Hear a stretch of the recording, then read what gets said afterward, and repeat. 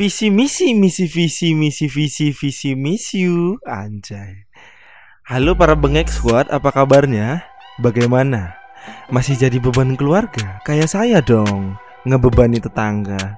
Kembali lagi bersama saya, orang yang paling kalian tunggu-tunggu, yang terburik yang pernah ada.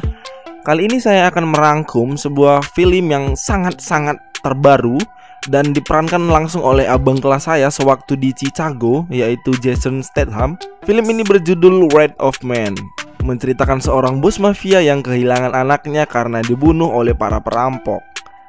Tidak usah berlama-lama di awal karena saya sebentar lagi mau collab sama Dinner Candy. Because time is money, money is duit, dan duit buat bayar cicilan mekar.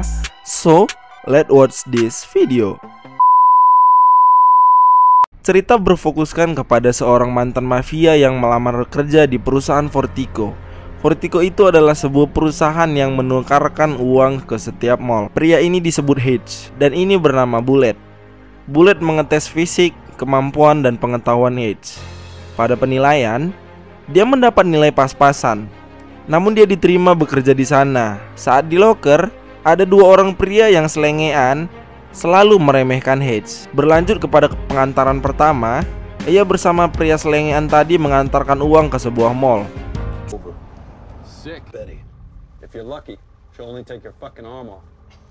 Setelah itu, mereka bermain biliar di sebuah bar.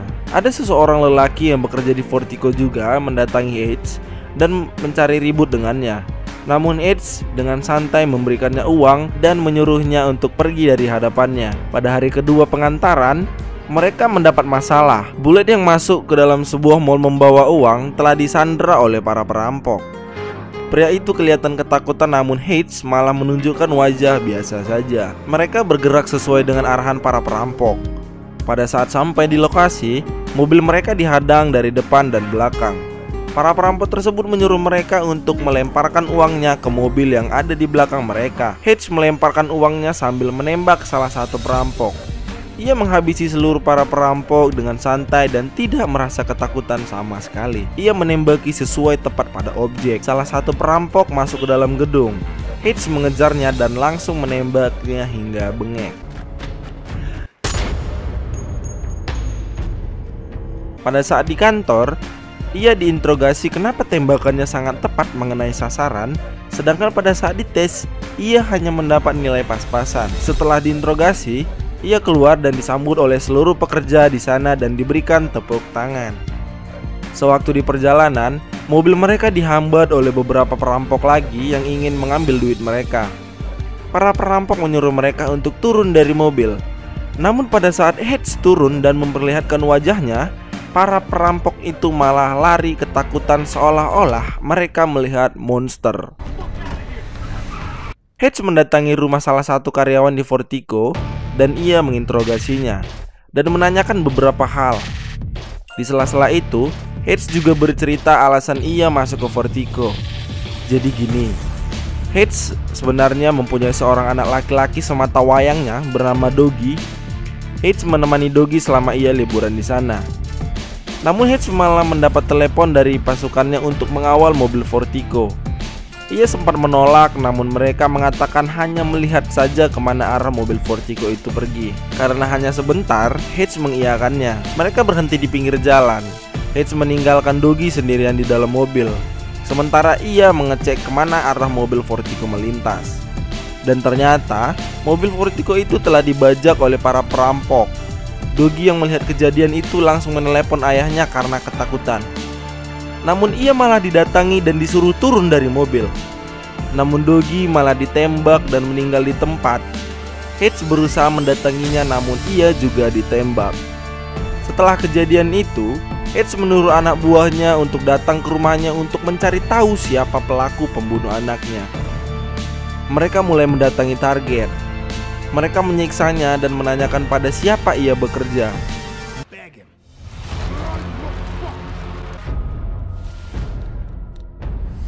Dia memberitahukannya. Lalu Hedge dan pasukannya langsung pergi ke lokasi yang sudah diberikan. Salah satu anggotanya mengatakan kepada Hedge bahwa mereka memang melakukan perampokan, tapi tidak perampokan mobil Fortico yang menyebabkan Doggy meninggal. Hedge menembak mereka semua karena emosi. Kemudian anggota Hedge datang dan mengatakan untuk berhenti dari pencarian ini. Hedge juga meminta maaf telah melibatkan anak buahnya ke dalam pencarian ini. Dia juga mengatakan akan bertekad mencari anaknya sendirian. Anjir, begitu ambisius dia gitu loh. Kalau saya ada di situ pasti saya bantuin gitu ya kan. Sudah pasti jadi beban anjir. Ini adalah sekelompok perampok yang telah membunuh Doggy, anaknya Hedge. Mereka adalah mantan tentara militer yang kekurangan uang pensiunan. Mereka juga merampok isi rumah orang, mengambil seluruh barang berharga di rumah itu. Ini adalah orang yang membunuh anaknya Hedge. Pengen saya bogem gitu mukanya, karena ngeselin kali gitu. Dan mereka akan berencana melakukan aksinya untuk yang terakhir kalinya dengan nominal yang sangat fantastis.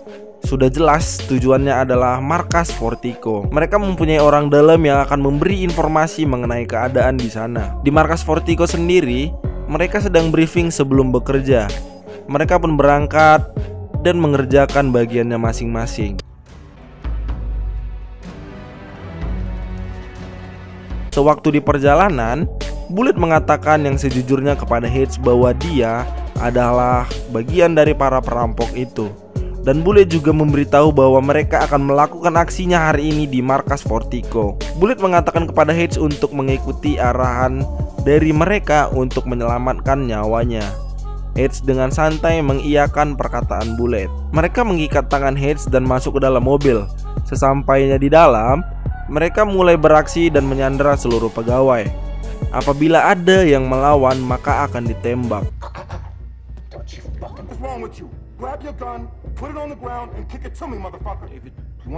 Kaki dan tangan Hedge diikat agar tidak bisa berkutik. Mereka terlibat baku tembak dengan tim keamanan Fortico.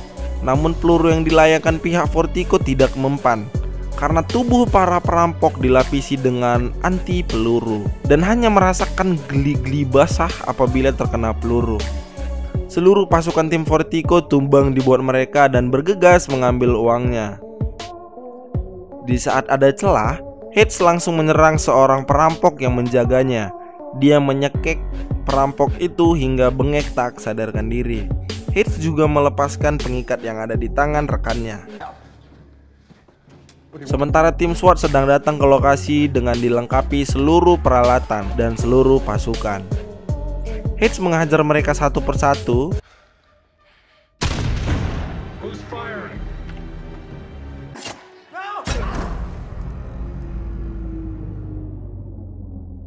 Bullet datang meminta senjata namun malah menembak karyawan Fortico.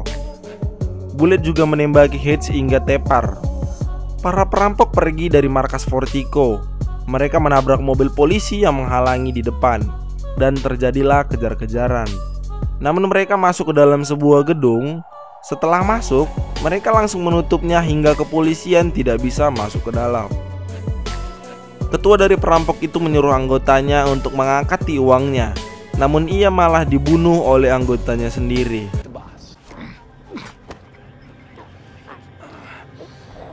Dan sekarang mereka berdua yang tersisa. Mereka menaiki ATV dan menuju ke ujung jalan.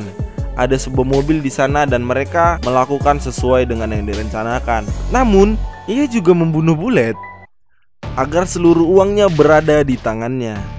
Ia pergi dan kepolisian tidak mencurigainya sama sekali.